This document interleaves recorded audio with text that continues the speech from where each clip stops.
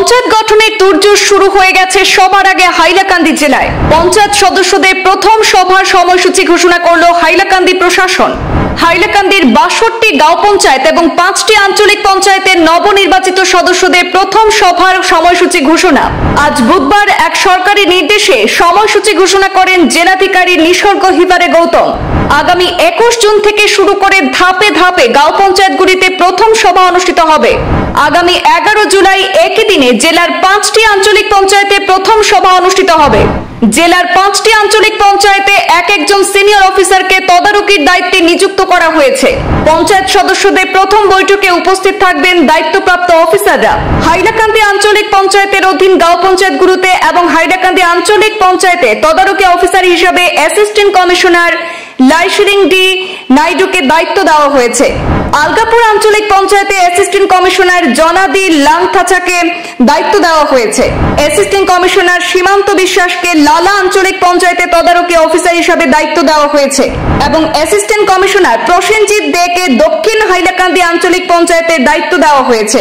এছাড়াও circle officer attached Arif Ahmed চৌধুরীকে কাটলিছড়া আঞ্চলিক পঞ্চায়েতের অধীনস্থ গাঁও পঞ্চায়েত এবং আঞ্চলিক পঞ্চায়েতের প্রথম সভা আয়োজনের দায়িত্ব দেওয়া হয়েছে।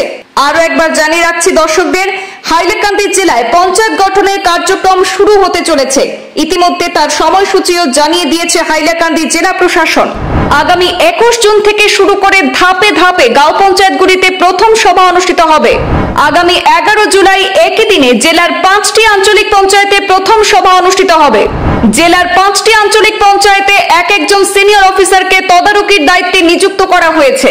পঞ্চায়েত সদস্যদের প্রথম বৈঠকে উপস্থিত থাকবেন দায়িত্বপ্রাপ্ত অফিসাররা।